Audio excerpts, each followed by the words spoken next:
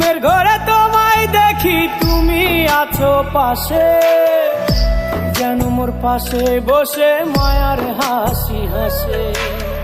বাতাসে সুরে সুরে ভেসে যাব বহু দূরে, আদরে চুপটি করে ঘুমায় যাব তোমার কোলে।